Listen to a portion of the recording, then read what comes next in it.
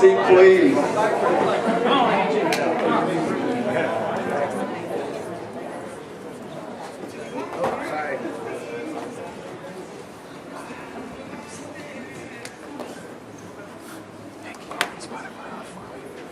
I just want to begin by just thanking everybody for coming out. I know Sunday afternoon, some of you guys are settling in and getting real comfortable, and yet you guys took some time out to come.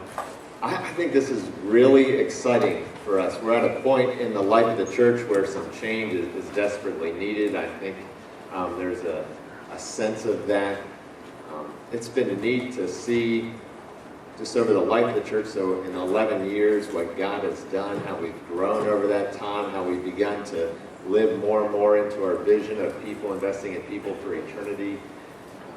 Lots of different things are going on, different ministries. If you ask Missy now, she keeps track of the calendar and whatnot. Almost every day of the week, every evening of the week, multiple things are going on in the facility, which is great. We don't want a building just for the sake of having a building and then having it empty and underutilized. And that's been exciting. We've done a great job, I think, as a church of being good stewards. I mean, I talk about it all the time. We've turned closets into welcome centers. We have every kind of trailer known to mankind. We've often been referred to as the trailer park church. I mean, we're just trying to do everything we can to squeeze out the most from what God has blessed us with and entrusted us with. And so I think we're just another step closer to living into this bigger picture that he has for us as a church. So what I want to do is just open us up in some prayer. And here's the deal. If you've been around long, like I've had a vision for expanding the church probably since we got the church, and yet I've always had that saying, hold all things loosely. And so we're going to continue to hold all things loosely. I feel like we're at a point where we're going to move forward, but always we're going to hold it loosely. We don't want to cling to something too tightly, because if God has something else, then we want to release it, right? We want him to be able to take it, and if he's got something else that he wants to give us, we want to have open hands to receive, because usually, if not always, and probably always, what he's got for us is better than what we ever dream of ourselves. And, we've explored all kinds of possibilities. Now we are privileged to have a partnership with the guys from Cogun, and they're going to share with you. So let me just ask the Lord to come and just to be with us and to lead and direct us. All right? Let's pray. Heavenly Father, I do thank you so much just for this church, not so much about the building, although that's been an incredible blessing, that we were able to just walk in here and do some minor renovations and call it home. I thank you for the way that this ministry has grown and flourished over the years. I thank you so much for the people, because your people are the church. But I thank you for the lives that have been transformed. I can't think of a one of us here that hasn't been touched and changed by you over the years, especially myself. Lord, it's humbling. It's humbling to lead a group like this. It's an honor. It's a special gift. So I want to thank you. We really do believe that there's some big things yet to come. That space is a limiting factor for us right now. Lord, we need your guidance.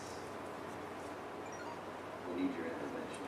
Lord, we need you to build some things cheaper than people think they can be built. We need you to raise more money than we think we can raise. We need greater faith. We need more lives to be changed and transformed forever and ever.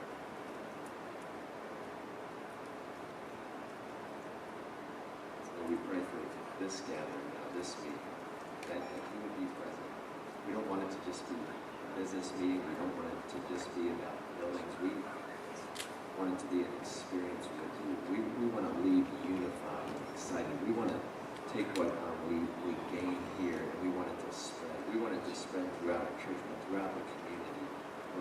you to be honored. We want your name to be made great.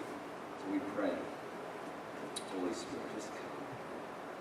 Just guide and direct this time. And your will be done in Jesus' name. I've got the privilege to invite Jim to come up. Jim is in charge. He's the main man at Cogun, and he's got a great story of their company. I don't know if you guys had an opportunity to go on their website and check out some of the things that they've done. If you haven't, you probably don't read my e-news letters. That's sadly probably true. But anyhow, great stuff. So if you like pictures, which are always helpful to me, I love going to their site and looking at the different facilities and the different sanctuaries and classrooms and common areas and things like that. It'll help you to get a better vision for all that. But with that, Jim, if you come up and just lead us off in this discussion.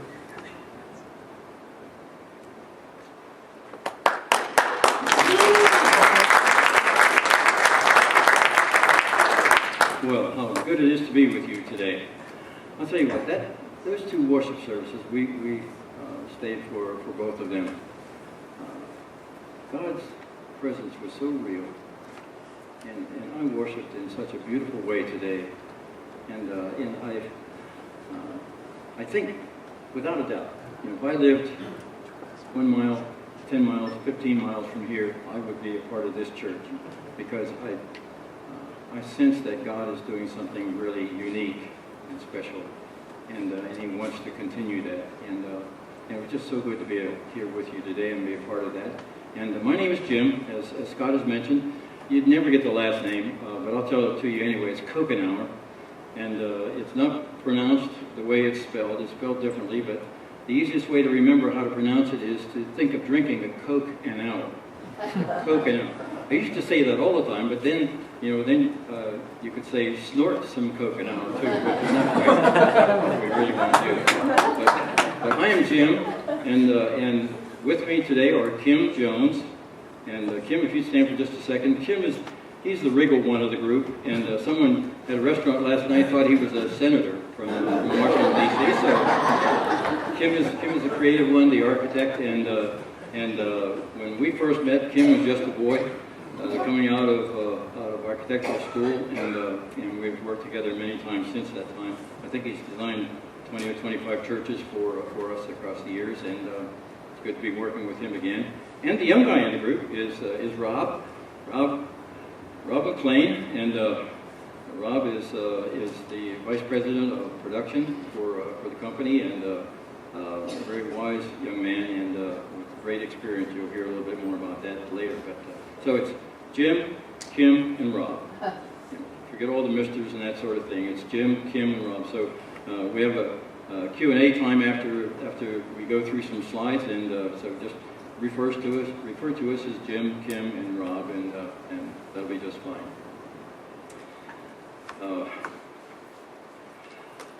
Some time back, I was at a seminar. It was not a religious seminar, but it was a seminar.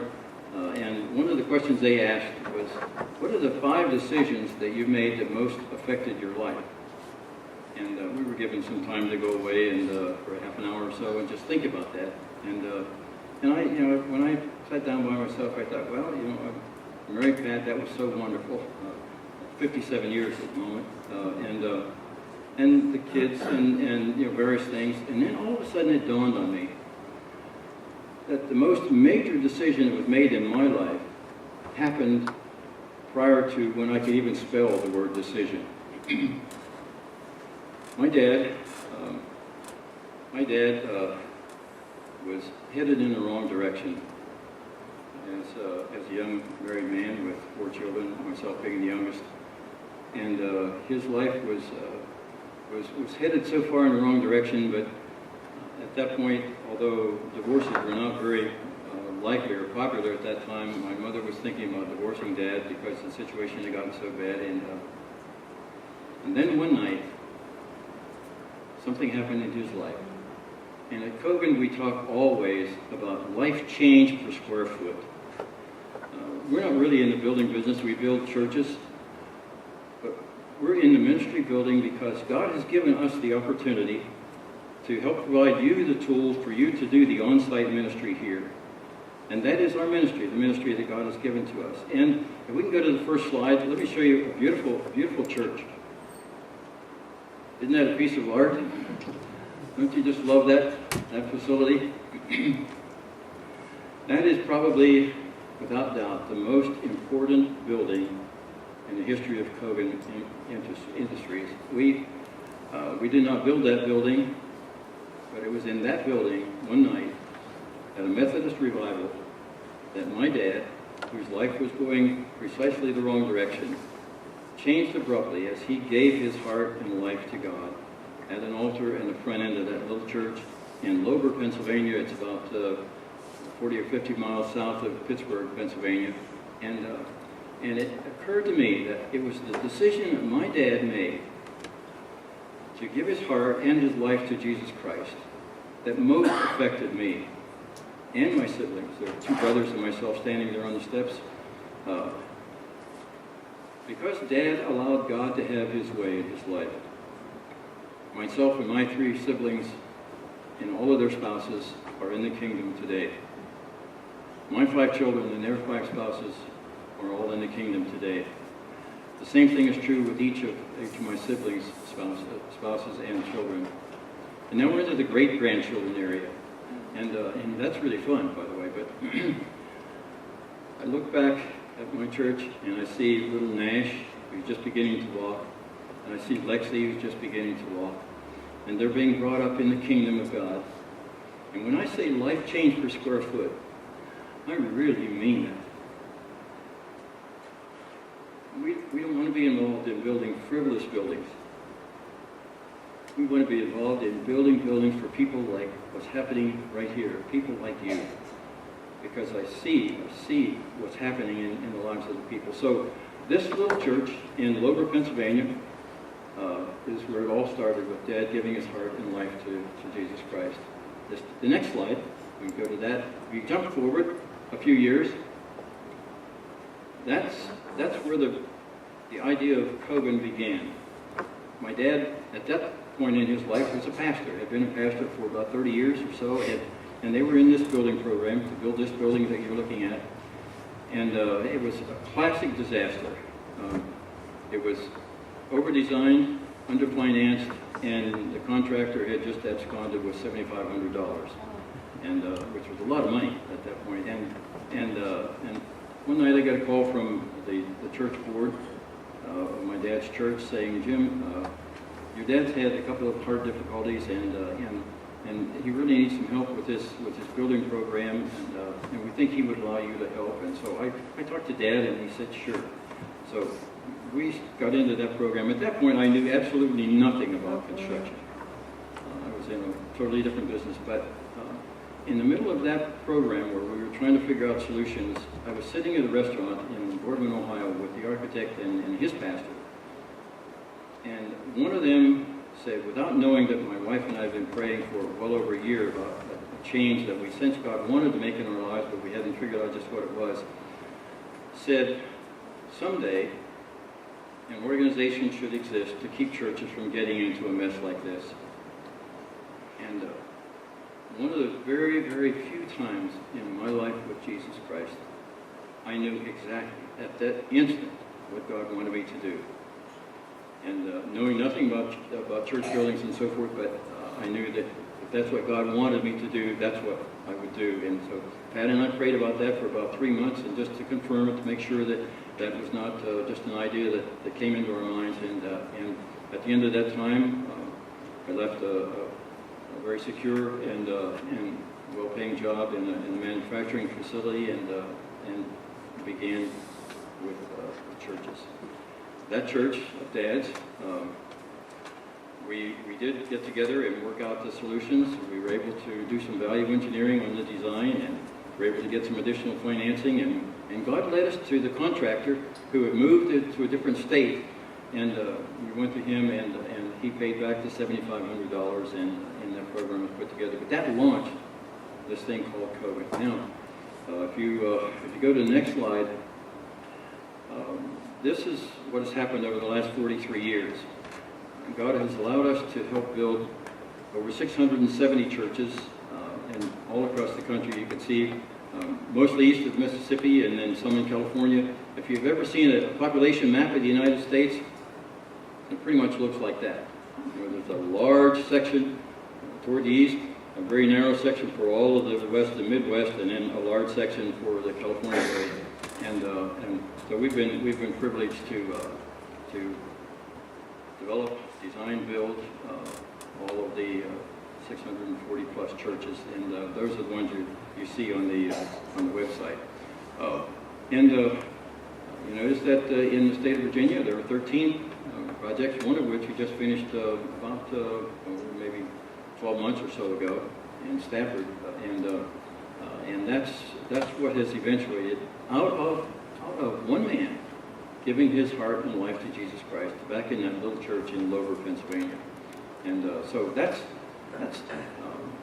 gives you an idea, at least, of what Cogun is all about and who we are and why we do what we do. And I love the fact that you're thinking of working and maybe have already made the decision of working with the Alpha Omega people in the Capital Stewardship Campaign. I can vouch for them. We just believe in them wholeheartedly, and they're a good group. So enough though I think about Cogun, let's talk about Orchard Hills. You're certainly familiar with this, but we did take this off your website just to remind ourselves today. And you had a vision. The vision was birthed not here, but in another church. And in 2002, that decision was made to send Scott and his family with 49 adults and 42 children. I thought about that this morning. How many people went through this facility this morning, starting out with 49 and 42. And you met in the basement fellowship hall of that church throughout the summer of 2002, and then you bought this building in December of 2002. In January 2003, you had the first Sunday morning service with over 100 people in attendance, and you've had steady growth with a focus on small groups. We'll talk a little bit more about the growth initiators that the Holy Spirit has seemed to be using here in your church. But the next slide just continues that history. You've had a direct partnership with Young Life, which has really been good, and you've been involved in global missions right from the start. And I also know about your compassion ministry work. I met some of the gentlemen today that you bring in and just spend a little time with them. And you've got two parts of my heart there with the global mission and the Compassion Ministry Center. God has given us the privilege of traveling around the world to many different countries to help missionaries build buildings and plant churches and so forth, and then Compassion Ministry working with the people who are the least of the world as well as the lost of the world, and that's been a part of who you are. And the future is bright, with one caveat, and that is that we just continue to allow God to do what Scott is talking about, to allow Him to take the lead and take us a step at a time. And I'm looking forward to being a part of one of your praise and prayer services sometime in the next few months. From what I've heard about those, you're using that as a way to allow God to lead. So, next slide. Your worship attendance is one of those beautiful charts. We also have it in graph form, but a beautiful chart showing how you've gone from 2002, 2003, 4, 5, 6, 7, so forth, all the way up to the year-to-date average in 2014. I was a little concerned about 2000. That's a little hard to read. In 2013 and 2012, you had a dip there in attendance, and I'm not sure when does your year start? Is it January 1? Okay. So the 497 average attendance that you have right now for this year is like for January and February. But you were right at a peak point there. If we can go to the next slide, which just shows the same thing in the graph, and then the next slide, which doesn't mean anything to you to begin with. Isn't that beautiful?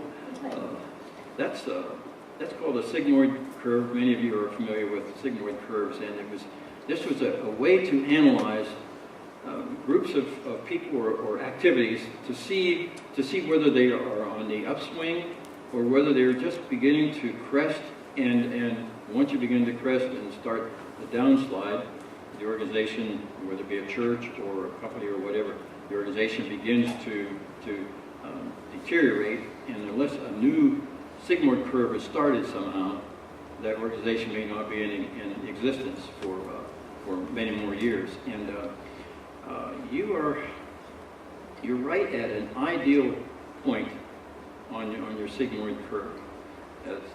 If we discount for a second the 497 attendance that you have for the last month and a half, to which I might attribute to the discussion about additional facilities. I'm not sure, but those 2 years prior to that, you were right at a peak, and so that's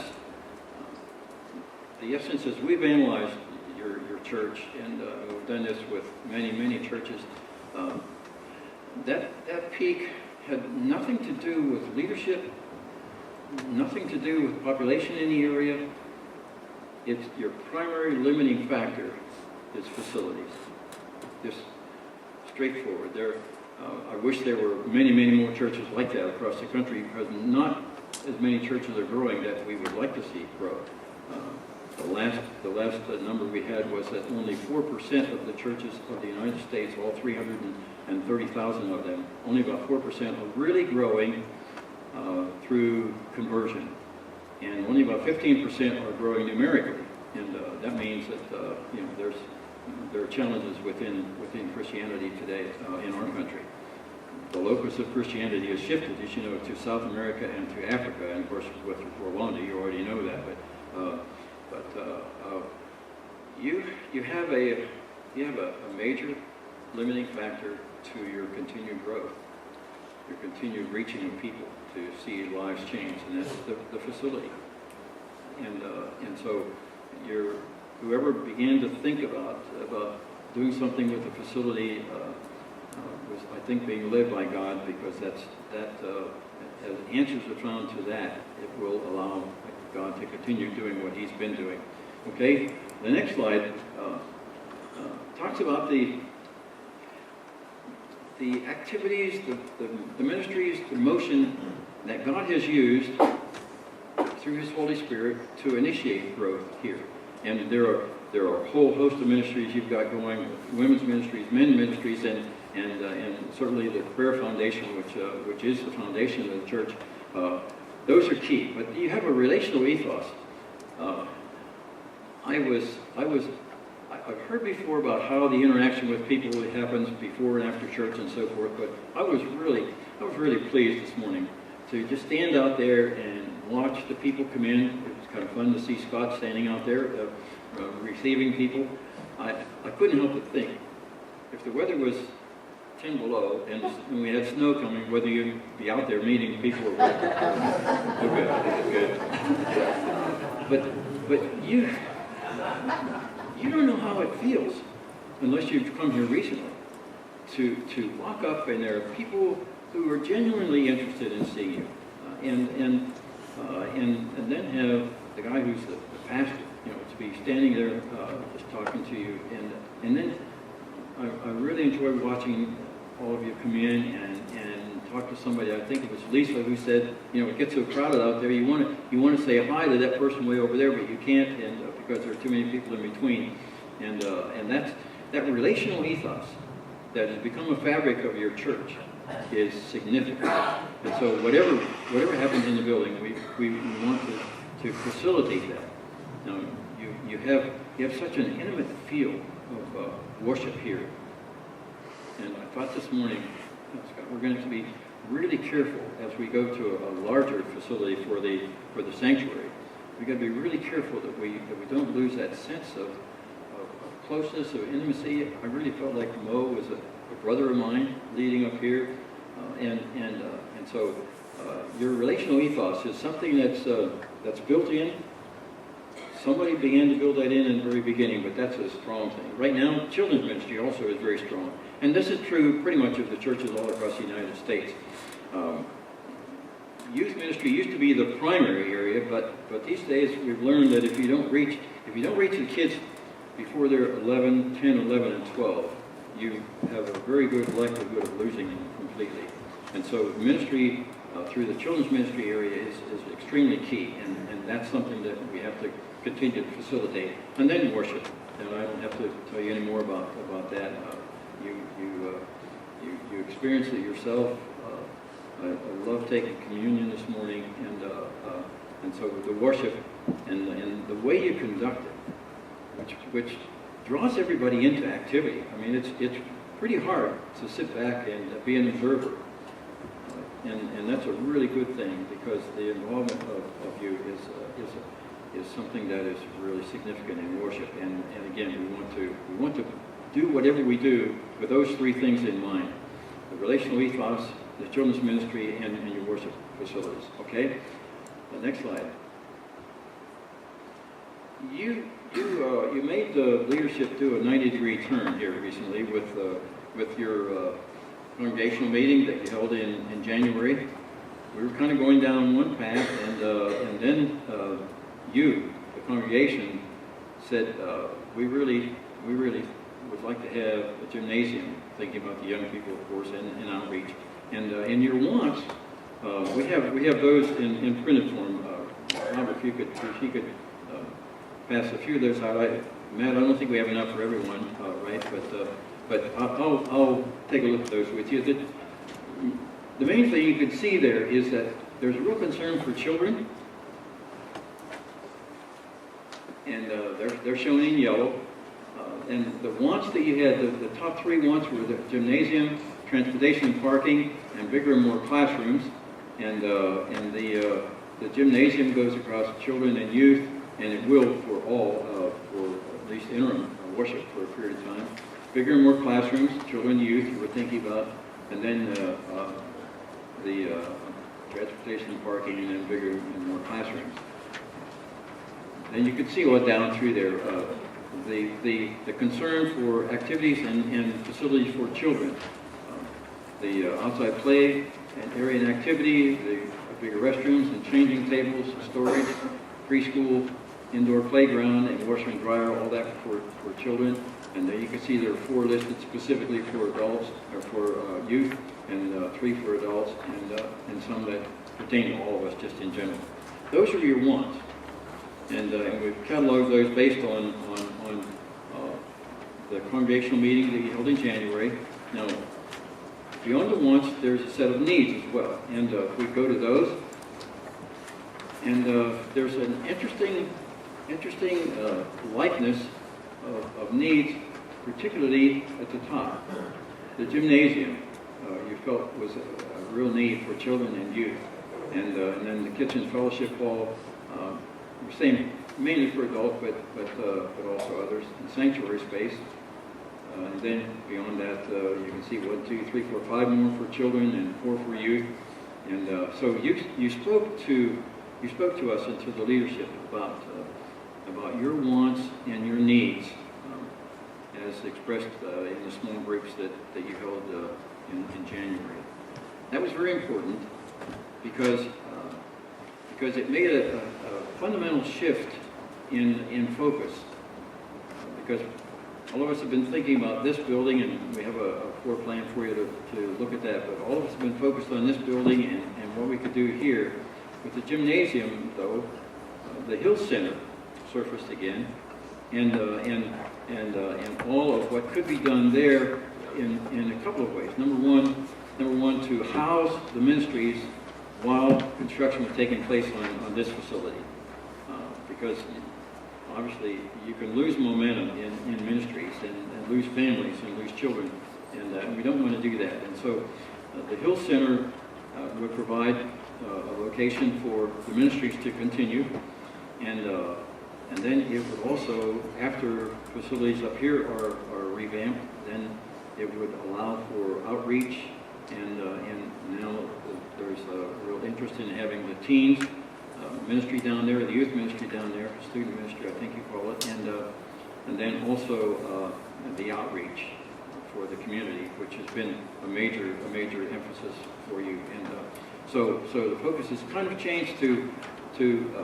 not one or the other, but in sequence, the Hill Center, and then revamping this facility. And of course, what we'll show you in the floor plan that illustrates the ideas that we've worked through, struggled through, discussed through over the last several months. You'll see in the floor plan most of what everybody has asked for. But I know, having worked through this before, that you won't be able to afford all of that all at once. There will be steps that will be taken based on your giving and your participation financially in what all happens. But let's go to the plot plan. Are you familiar with this at all? That's a little hard to see. Again, we have some handouts, but Scott, up there, there's a pointer on the top of that. Thank you. This just shows the overall 9 acres that you've got, and down, this is 220. Down here is the hill center, as it was originally thought about, the floor plan for that, and then all of your parking in between, and then this current facility. And we put this in just to give orientation to you, although since you're here, Sunday after Sunday, you have a very good idea of what that is anyway.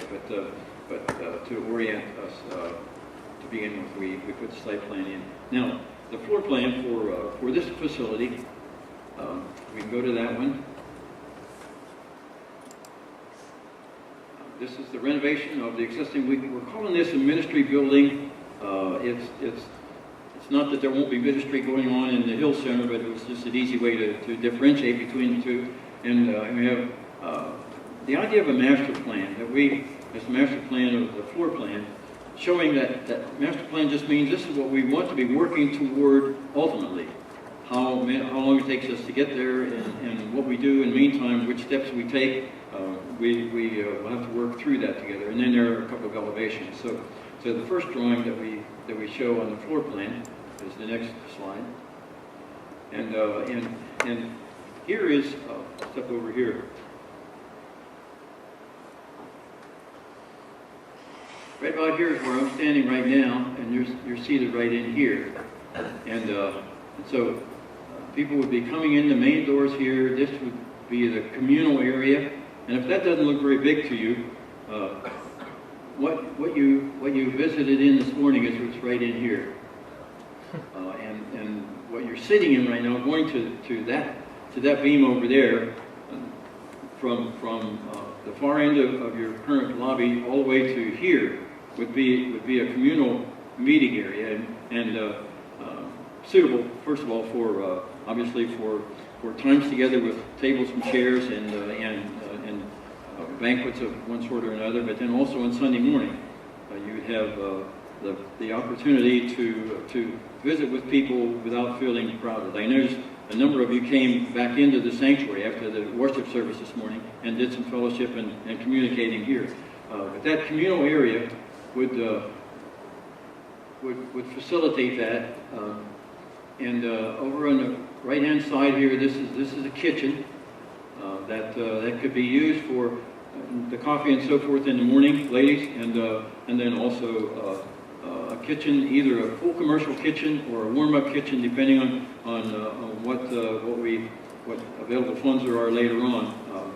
One or the other or both of those could be. But if it's a complete kitchen, then that could provide food for people sitting in here in some sort of a banquet setting, that sort of thing. And this, we don't need this much room for a platform. Actually, we're thinking, and Scott was thinking, we probably don't really even need a platform, just maybe pull something out. But that's a storage area. One major issue is in the entire thinking is how much storage do we have, and this would provide storage here. We'd leave that mechanical room where it's located, because you've got a lot of equipment in there, and we don't want to move any more than we absolutely have to. And then this would be additional storage as well. So that would be the communal area when you first come in. Now, also, a nice part about this idea is that as you walk in, if you're a new person, Missy would be right over in here. The receptionist area is there, and right next to it would be the registration for children.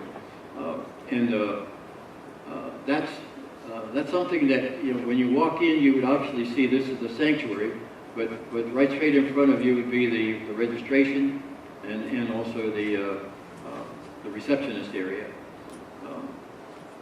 Following through that, just take a break here through this, and you walk through the corridor, and you got restrooms here, and similar restrooms on an upper level there. But restrooms here, and this area would be the cry room. It could be the cry room, and it's a conference area. But let's look at the sanctuary next, and then we'll go into the children's area.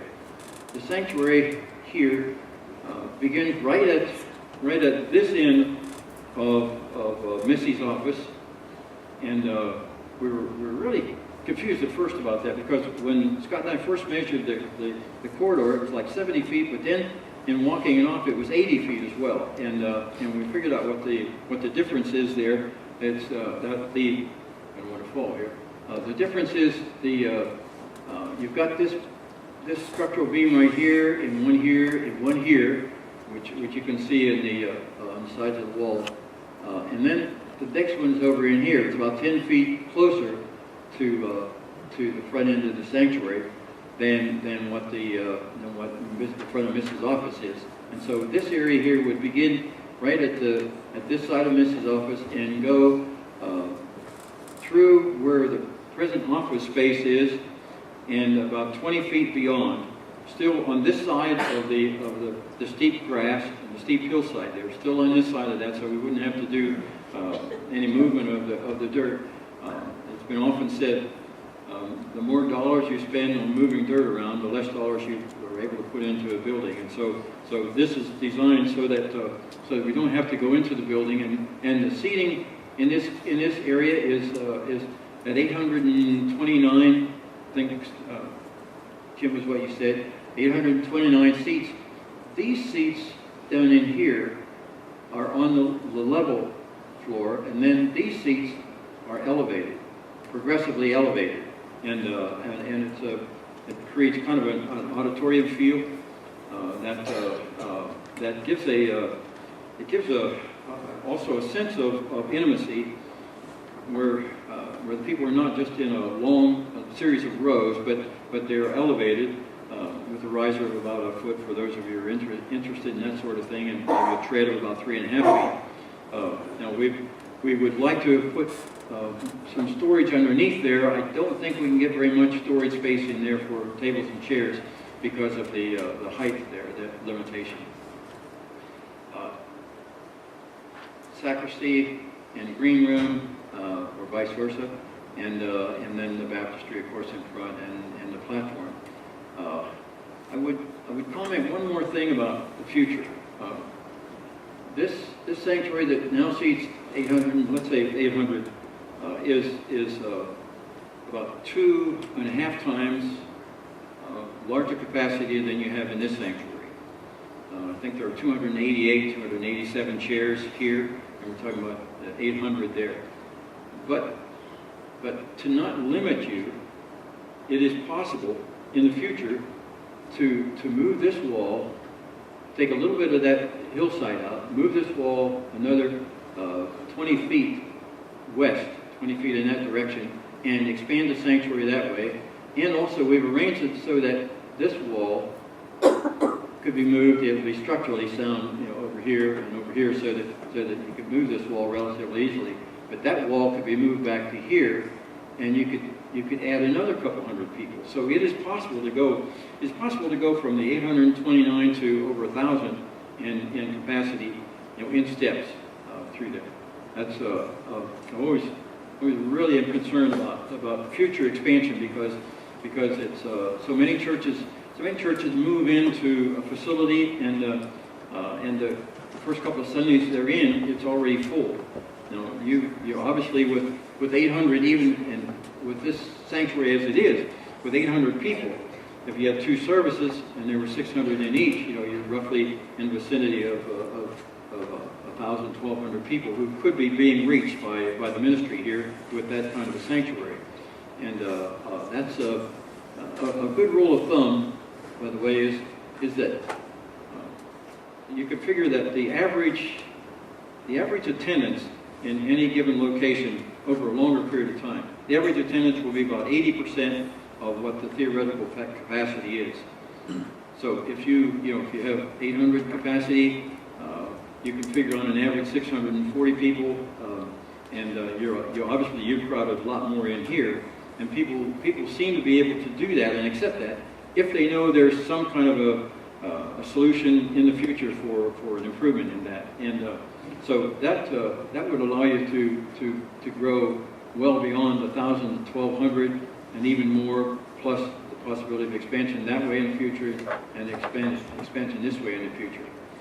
Now, children, what we're showing here is registration here and a set of doors there that block off all of the rest of the children's area. The safety of children has become a major concern, and it's every church is beginning to see the need for not only dedicated space for children, but safe space, and separating that space from anyone who is possibly likely to walk in off the street or to be there when they shouldn't be there. And so there are doors here and there are doors here that block off this entire children's area. This space right here would be going from that wall out 24 feet 6 inches, which is the distance from that beam to that beam.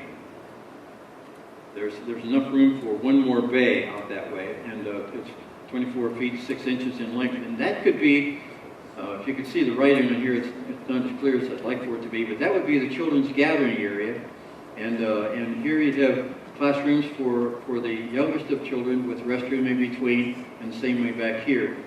And Lisa and Lindsay have talked to us about the number of classrooms they would like to have and what they need in the way of meeting space and so forth. We've done as much as we can here to provide that. This is unique, and I can't remember whether that was Kevin's idea or whose idea that was, but the idea of making this corner an atrium that where there's no second floor above this, but it's open all the way to the top. And if you're creative about how to use space, you can picture climbing walls in there, or maybe you don't want to have climbing walls. You can picture all kinds of things that could be done there. There are two groups that we like to work with, who focus on children's areas and making children's areas unique and unusual. And one is called Wacky World, and another is called the World of Wow. And they have great ideas about the children's ministry. So that is the children's area, and then above, on the second floor of that part of the building, would be children's ministry as well. So the next slide show a couple of elevations of what the outside of the building could look like. That's the new sanctuary. This is the present facility with the expansion, and here's the way it would look from that end, looking this direction. Okay, that's where I wanted to spend the most amount of time for you, because this is something we've come to over a lot of discussion. We had 6 or 7 ideas to begin with, and began to narrow it down into this one, and then expanded it to what you see there. Okay, let's go to the next slide, and we'll look at the Hill Center drawings. These are drawings that were done a long time ago. I will only point out 4 or 5 things that we have talked about, altering those. The floor plan. We go to that. The floor plan shows a gymnasium there, and a cafe, and classrooms and so forth here, restrooms. And the only change here is that we would probably move that wall out 10 feet if we can with the facility down there, and expand the gymnasium. Number 2, we'd relocate those stairs to this side, and we're thinking about reducing the cafe, but that may not happen. Now the next floor plan shows the upper level, and here again we would move the stairs over to this area and rethink the design here. These were drawings that were made some years ago by Covenant Engineering, but we'd reconsider the design there to be satisfactory for children's ministry prior to coming back into what would be a renovated ministry center here. And then on the outside, the only change here is that we would not use the metal on the sides of that building, on those sides of that building. We do a combination of what's called EFS and some manufactured stone just to add some beauty to it. So that's the end of the drawings. The next slide, we can maybe come to for just a second. Here's the timeline that could be made with the schematic design is something that we could start on tomorrow. Lisa, if you're here, and we could spend a few minutes before we leave today, we can get started on that tomorrow.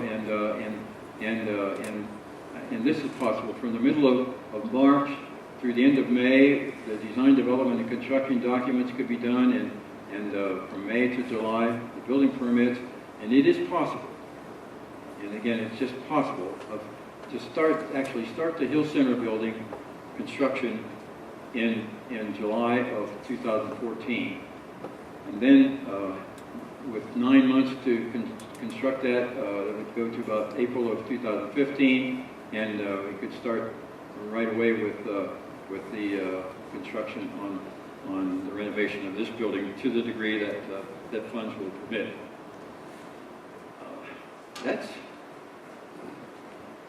That's almost taking you from the Old Testament to the New. And I hope you don't feel like upchucking, but that gives you an idea, and maybe more than an idea of not only the ideas for the facility, but the background behind it, which I think is extremely important.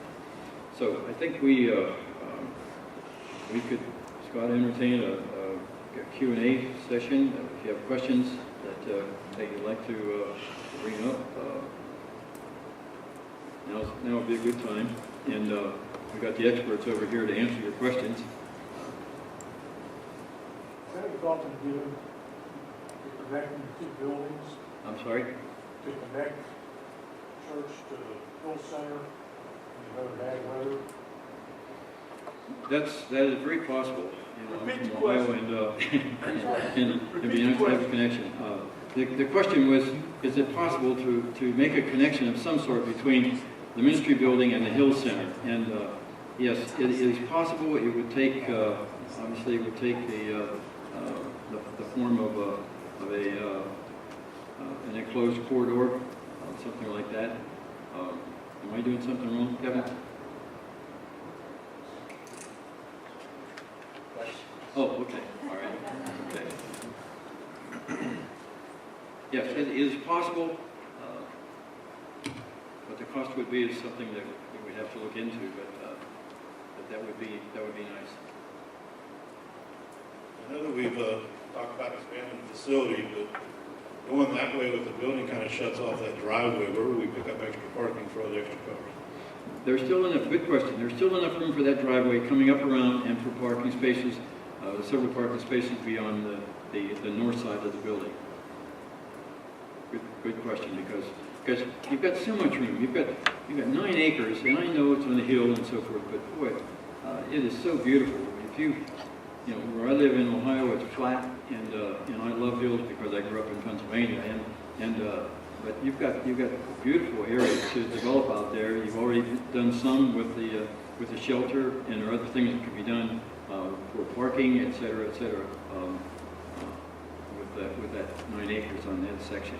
Remember also the trailer will no longer be here, so you'll have 2 lanes going. I know it's gonna hurt you to the core to not have the trailers. But yeah, the trailers would be gone, and but you know, you have maximized the space that you have here. When you think 9,900 square feet in this building, 9,905, and then about 2,400 in the main trailer, and I forget what it is for the smaller trailer. You have done amazingly well with the space that you have, and the changing of closets into welcome centers and so forth. You're probably still going to be needing to do that as you move along toward the master plan. Okay? Yes?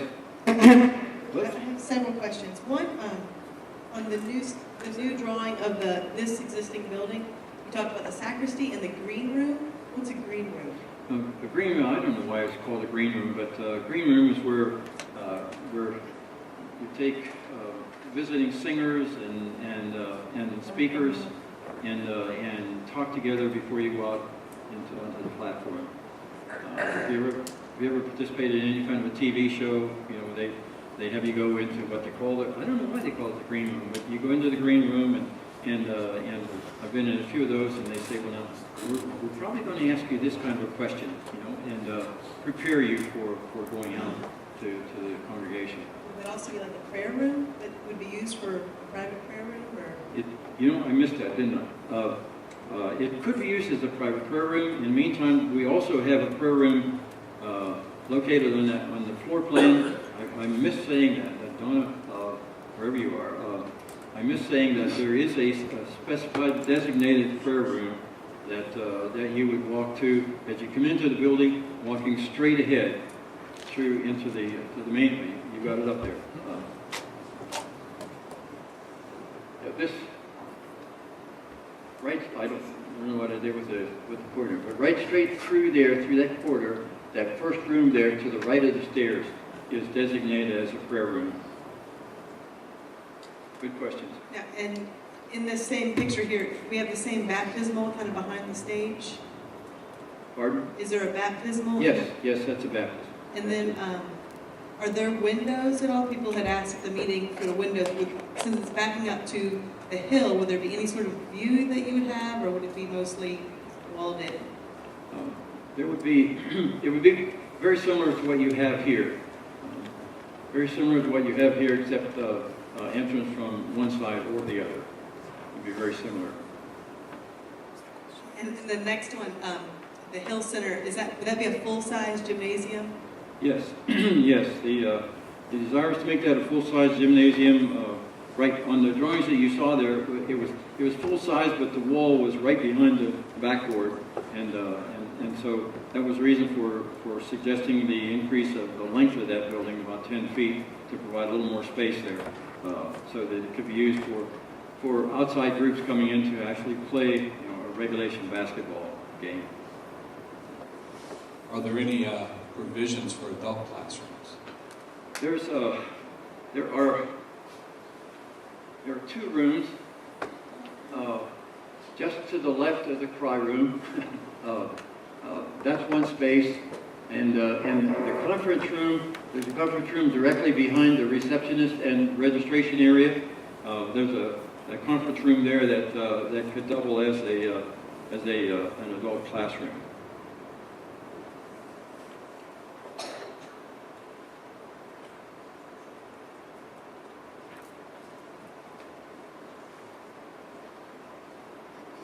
Are the offices going to be on the second floor? Pardon? Where are the offices going to be? The offices will be located in the Hill Center, and that's as you think about it, that's a really good place for them, because when the community comes in, you want to invite the community in. You want them to become a part of things. But if the Hill Center were strictly a community center, without the general atmospheric influence of the church, it takes a whole different tone of usage. But if the officers are located there, which is most of the work is done during the week, and Scott has a very strong feeling that all of the officers should be in one place, so that the communication is simplified and everybody is able to work together on that. And so having those offices in the Hill Center really helps to establish the atmosphere that this is a part of the church, and so that's where the offices would be located. Yes, another question over here. Just a thought, Oh, sorry. dealing with right many of the events that deal with food here, I really think we probably should be looking at a full commercial kitchen. there are just many things that we do with food and having it here. He handles a lot of that, so I do think a full commercial kitchen would be something that would be needed for, and it could also be used for fundraising activities. That's certainly true, and also there is space in the Hill Center for a kitchen as well. So there's, there are a couple of possibilities there, and I think the ultimate determination there will be based on as you begin to let's say the Hill Center is built, and we see what the cost would be there and what funds are being generated and so forth, how the capital stewardship campaign goes, and the generosity of the church. You could have a full-blown kitchen in that floor plan that we showed you. There's enough space there to have a full-blown kitchen that you could prepare meals and provide meals to a couple hundred people or more. Yes, now. Three things. Number one, the reception area is not inside the door. So for visitors coming in, they gotta walk through this vast room, find who to go to first. Seems a bit unusual. Where? Do you have the receptionist, I guess, Right. Right there, yeah. Correct. Yeah. That seems a bit odd. I mean, from just most places you walk in, you got a person you need to see kind of sitting. By the way, Ron was taking notes of the questions that we have here. Number two, the average size of the classroom relative to where we are and the number of classrooms again. I'm sorry? Average size of those classrooms versus what we have and how many are in. Those are larger than any of the classrooms that you have here. As I recall, we were talking about this is 50 feet, and that's a 6-foot corridor between there. So you've got 22 feet, and 22 feet from that wall to that wall, and that's about 25 feet there. Those were the sizes that Lisa and Lindsay were looking for. So they are larger. They look like fewer classrooms, and the reason for that is that they are larger. Elevator? Right? Okay. You mean an elevator? Yes, there's an elevator shown there, and it is right there. If I can hold this steady, that's the elevator right there, and it looks like that's going to be a code requirement,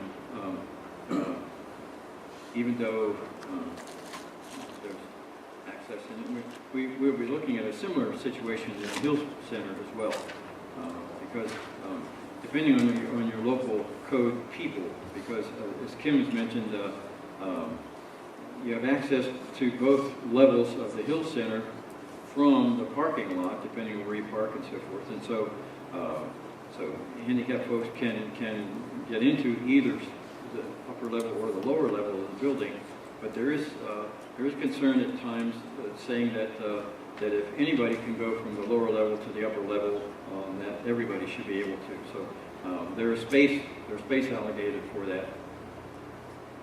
Yes? I might have been nodding out, but had you elaborated on what seems like the second level of those classrooms, what those are? Yeah, it's basically all classrooms there, and here children's classrooms. That's the atrium area there, and notice the doors right there. Those doors are again they are designed to minimize the action or activity from just people in general coming into the children's area. The registration upstairs is here, and the doors are right there, so that we control access into the children's area. But it's basically classrooms and children's classroom areas. I know there's a lot of adult activities during the week. What provisions are for, say, women's or men's studies we might have? We're looking to some of that being here, but others of it being at the Hill Center, because the classrooms will be there as well, mainly on the second level. Could you point out where the kitchen is again? I'm sorry? Point out on there where the kitchen is. point out on the map. The kitchen is right there. Okay. And partly because of that location to this communal area, and it's also right where the sacristy is now. So there's plumbing and that sort of thing. Okay, is there any way to have direct entrance from the outside into the kitchen? From outside? From the outside. The reason why I ask is because when you've got people bringing in a lot of food for any kind of activity, if you have access from the outside where they can just drive up, drop it off, it's so much simpler than having to bring it through the building. Good point. Good point. And that could relocate or replace one of the windows that we have in there. We put windows in the side just for cosmetic purposes, and that could replace one of those windows. Yeah. Good And as far as the roadway and stuff, how does that run around the building? I mean, I'm having trouble kind of figuring out. It would go around the building this way. Then that would be perfect. Yeah. Right. Okay. Boy, these are good questions.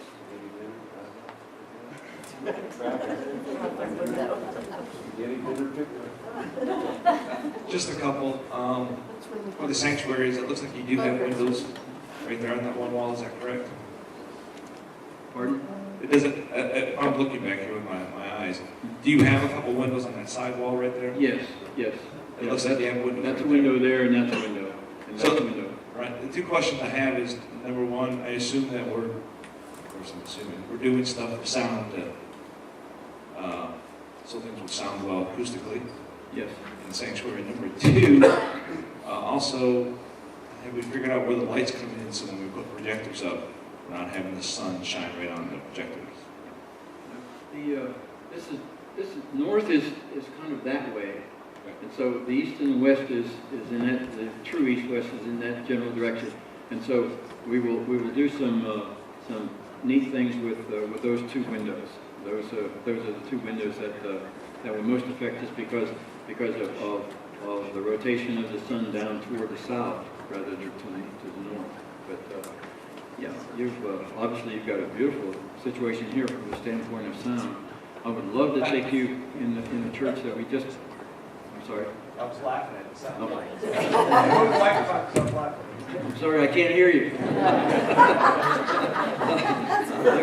I was in a building in Bluffton, South Carolina, the other day that we built, and it has beautiful windows, and let's see, I think there might even been a skylight, but the sense of sound was just pretty much what you have here. It's as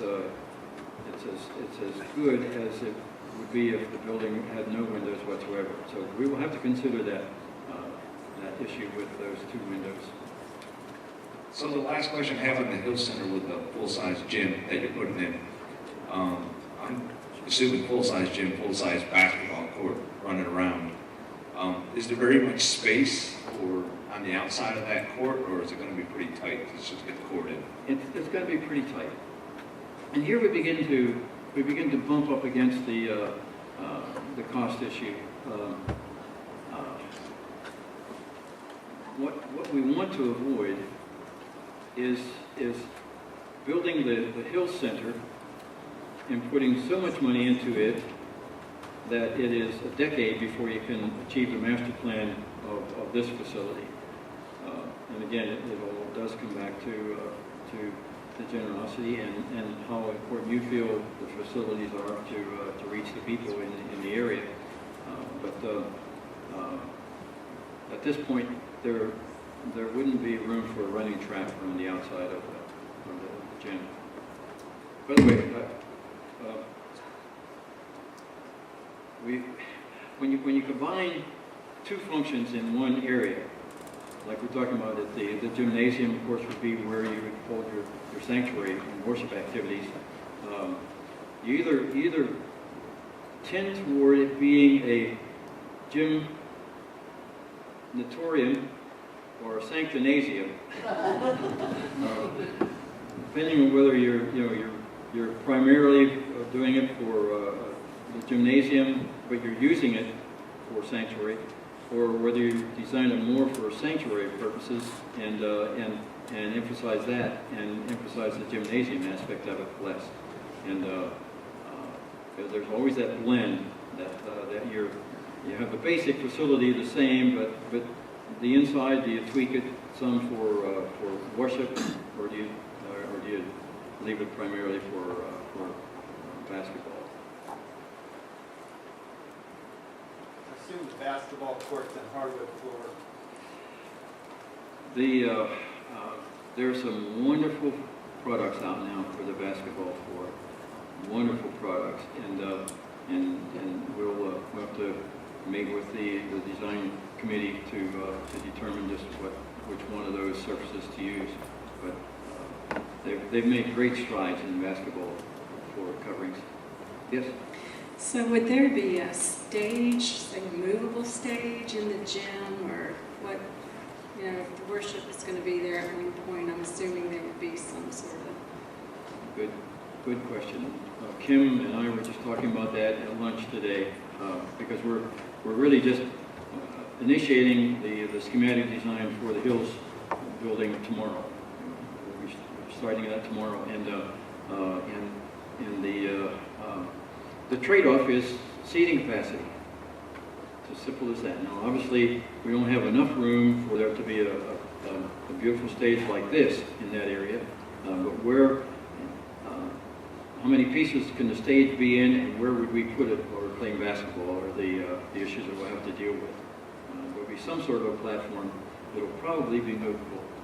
And with that in mind, Kim's thinking that you can probably seat maybe 400 people in the gymnasium, depending on the size of that platform.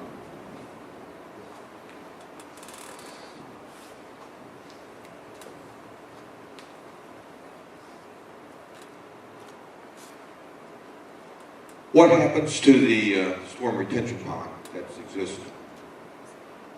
It would stay.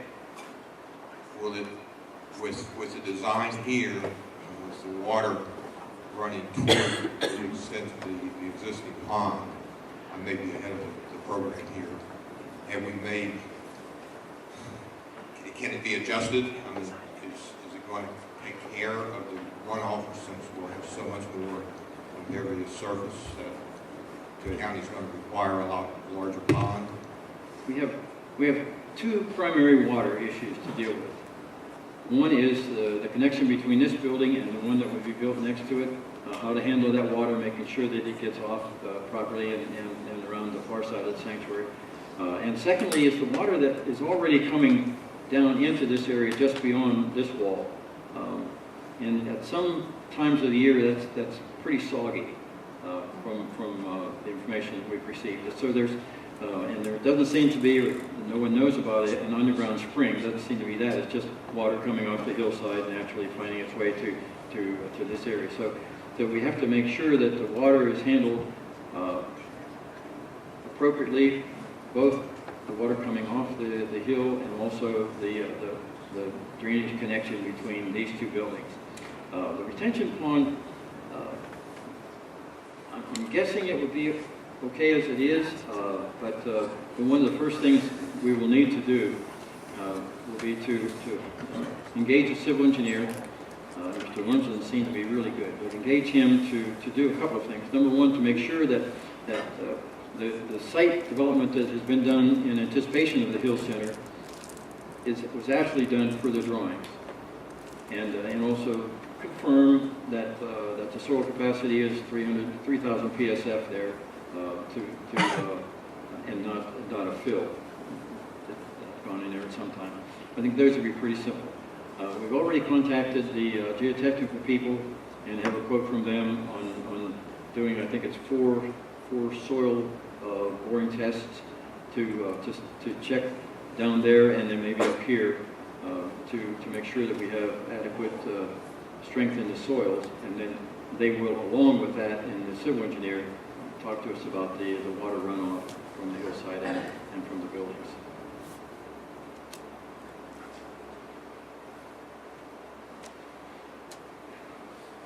How much is it going to cost?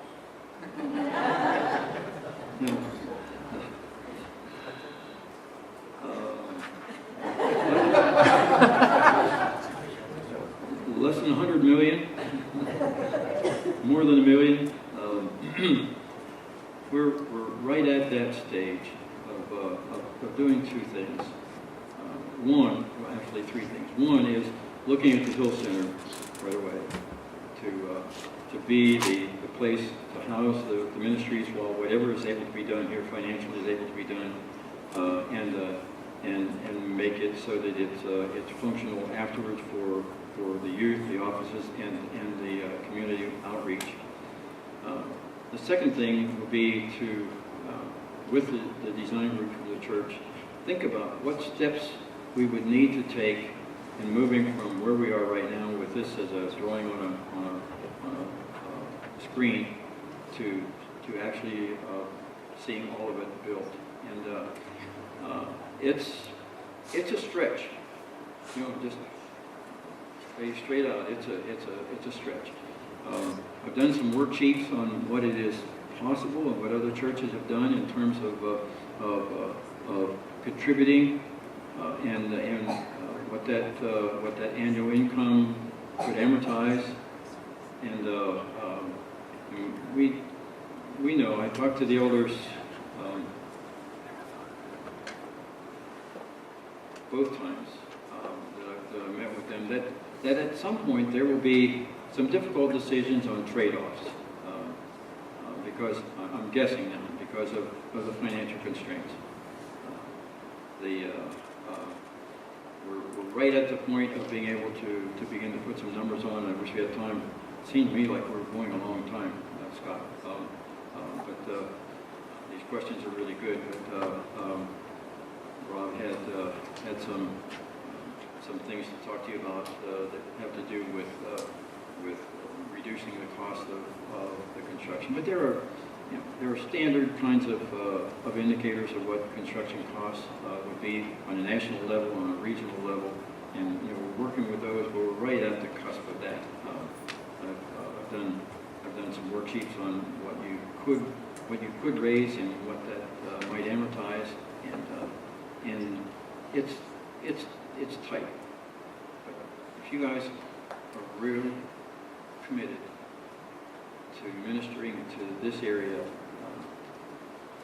I think you can do it with starting with the Hill Center and then taking these changes a step at a time as designed by your leaders.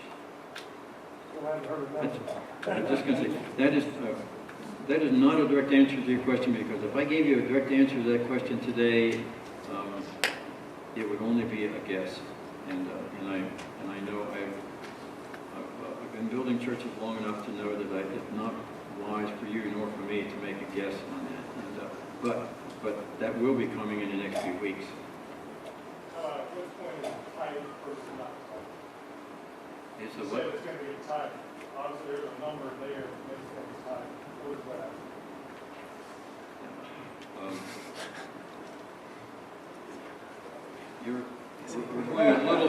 We're going a little beyond where I feel adequately prepared.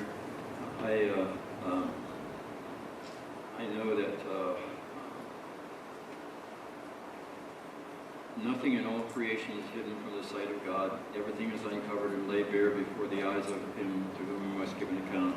And so I tell you what I really honestly feel and believe, but when we begin to get into gray area, and dollars and cents is the gray area, I know that I have to be extremely careful that I don't mislead you at this point, because the numbers will be coming out in a few days and weeks, and also your capital stewardship campaign, which I think will be starting next month, that will have a great bearing on what you're able to do with facilities as shown. So I cannot give you a direct answer today. I wish I could, but neither I nor your leaders are quite ready for that.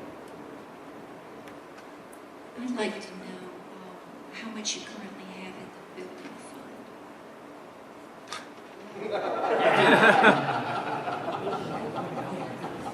I'm not sure if you'll be able to answer this question, or maybe someone on the staff, but we had done a survey last year and gotten back information completed by that they gave us demographic information on people age-wise attending the church and what the most high-growth areas were.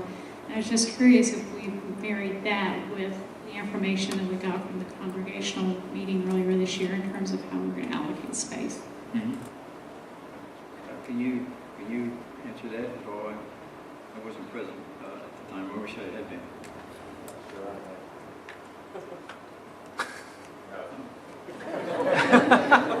So the answer is no.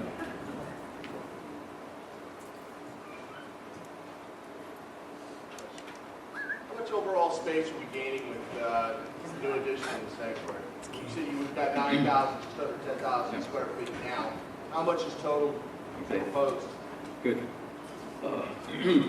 You're losing this office area that's underneath here. That's only 70 feet long, 80 feet from the corridor.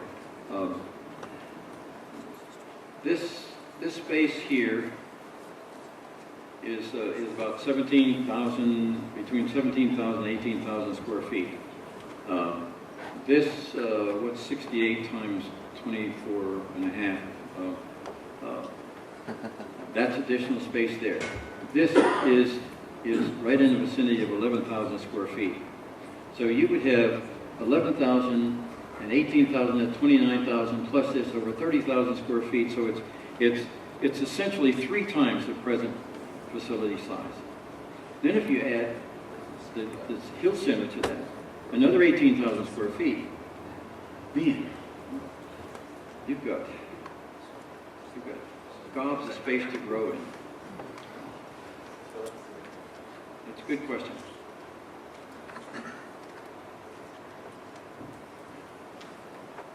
Well, I could stay here.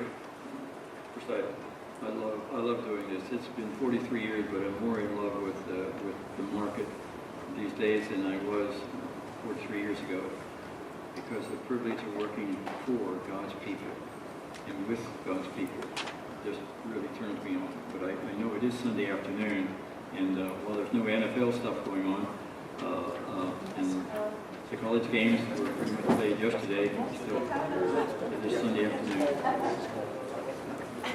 The Steelers are going to rise again, by the way. We're in NASCAR country. Yes, you are in NASCAR country. Wow. And Rob just came past the Daytona Speedway on his way here, on his way to the airport to come here. I don't know, Kim, is there anything else that you would like to add to this? Or I think the questions that come up here are pretty much what we talked about.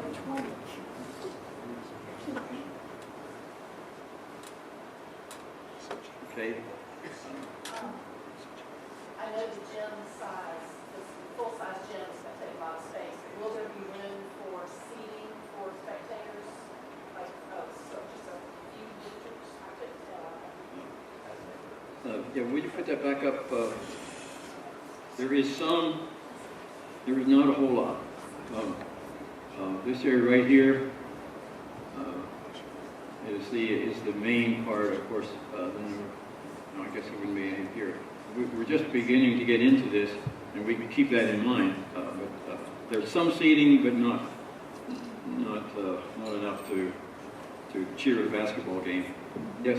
Are there, in the Hill Center, will there be locker rooms or large bathrooms available? Yes, these are fairly large bathrooms right here. Shower and bathroom here, shower and bathroom there, and I'm not sure whether those are lockers. And what's the space at the top? Is that the kitchen or what is No. that? This is a unique elevated or I don't know whether you call it elevated, depending on where you start. This is a meeting area with a stage here, and then elevated seating up through here, bench-like seating, bleacher-like seating, which could be used for multiple purposes, of course, small group meetings.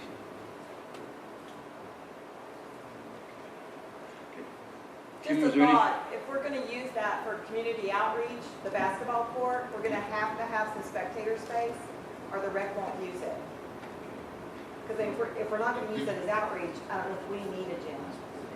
But we're gonna use it for outreach, you have to have spectator space, or the rec center, or the community rec facilities won't use it.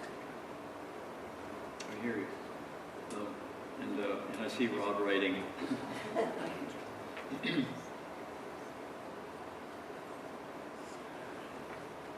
Okay, well, let me summarize it. Kim, that if you don't have any observations to add, Rob, we'll just hold off what we talked about doing there. Let me just outline in a general sense that we've been fortunate to have developed a number of relationships in the construction industry, generating national account status, and working with partners, as we call them, that we bring in right at the very beginning of design.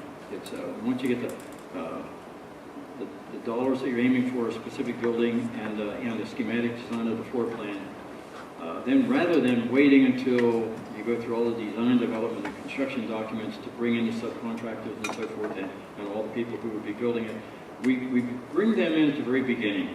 And even if you like someone from the church as well, to be in on the discussions of whether it is better on the initial cost and the lifetime of the building and the cost of utilities and so forth.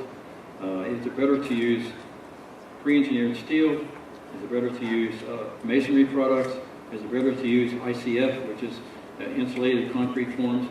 Or better to use SIPs, which is, if I can think about it, it's the structurally insulated panel system, tilt up with the walls actually being made right on the floor, poured on the floor of what will be the floor of the facility, and then tilted up in place. We've used all of those in different places in different ways, based on the transverse forces that are involved in where the building is being located.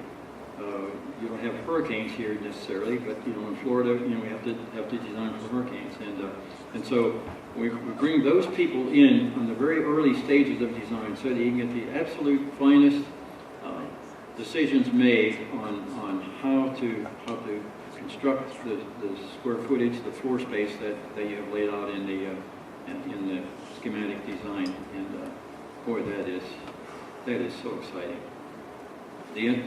That whole industry was so staid and so normal and unchanged for decades, but in the last decade and a half, some phenomenal things have started to develop, and these are proven things. We've actually, the building I was telling you about in South Carolina that I was in the other day, it was an ICF building, insulated concrete forms, where and the walls are about that thick, and you take those forms, they're very light forms, and put them on the second level and pour the concrete there. It's we've been very happy with all of that.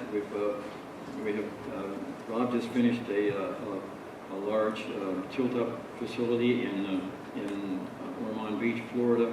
It's right at $5 million, and I could not have believed how pretty they could make a building look. Rob probably has some pictures with him of that, but the idea is to bring professionals together and banter back and forth. This looks like it's the way to go. Well, but how about this? And really think it through, so that you get not only the cheapest way to build something, but if you build it the cheapest way, but it costs you 4 times that in your utilities for HVAC and so forth, over the next 10 years, that early cheap cost really costs you. So we're bringing those guys in now, and that's what Rob, if we had more time, what he could elaborate on and tell you, and I'm sure he'd be happy to tell you about it personally if you'd like to get together with him. But I have a feeling that we're going past our time, and I don't want to hold you any longer. I don't want to not answer any questions that I can answer, and also take down the questions that I can't answer today to come with those back to you. Thank you so much. You're a wonderful group.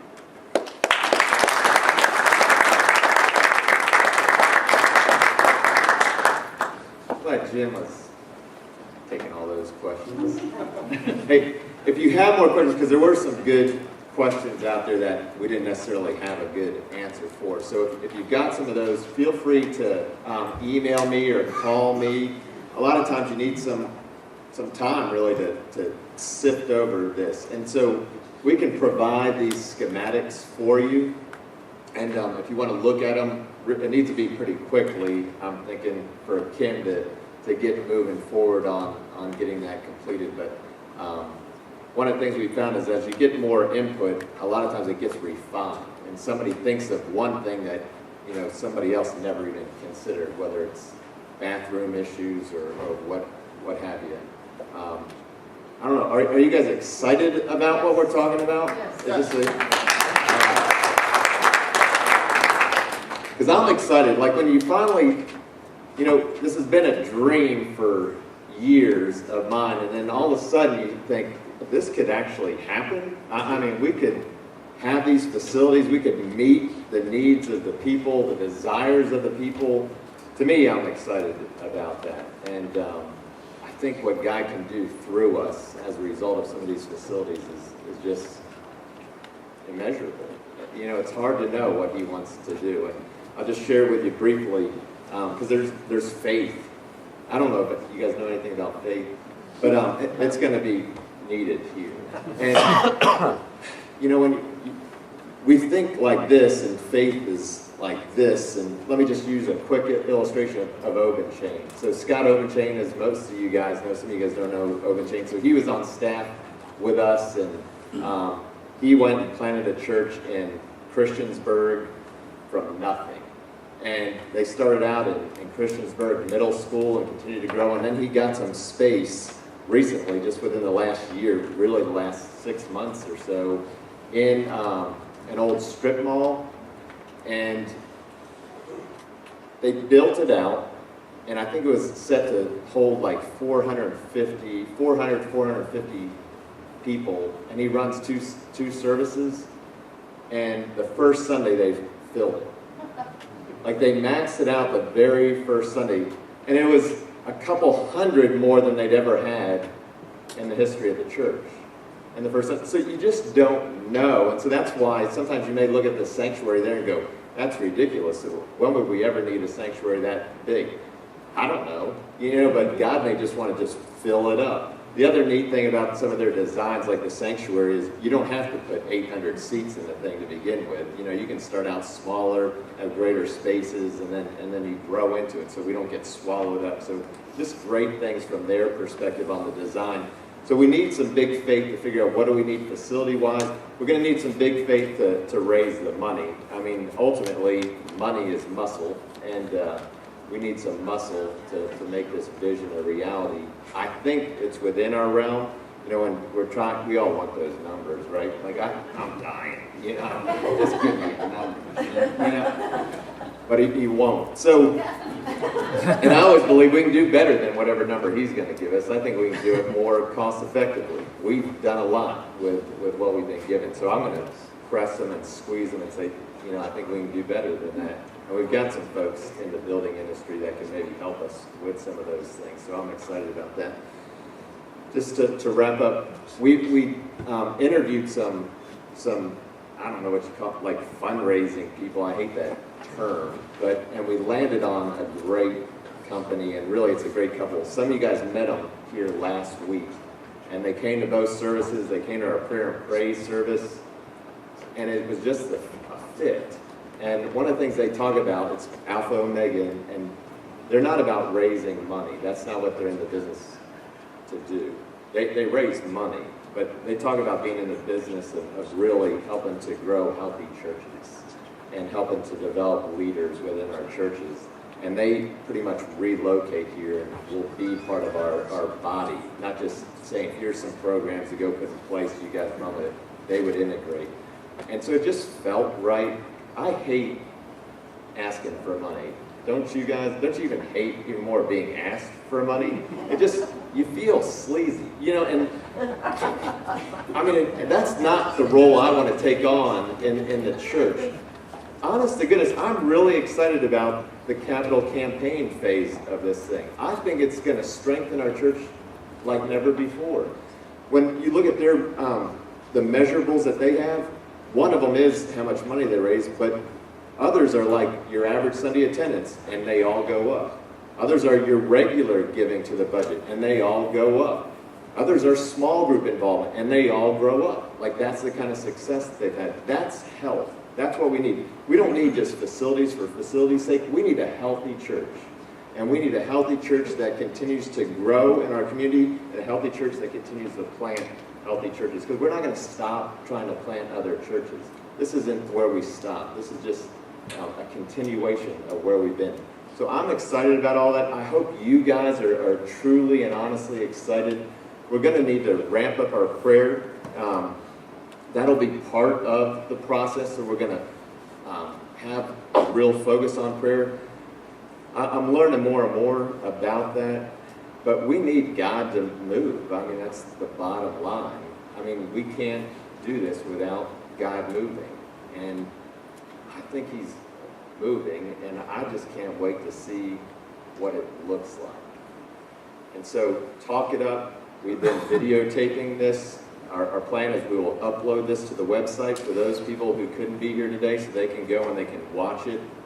Again, if you have additional questions, let me know as soon as possible, whether it's email or phone call. I actually love the building stuff. I love this, so get with me, and let's nail down. We'll pass it on if it's something that they haven't gotten down already.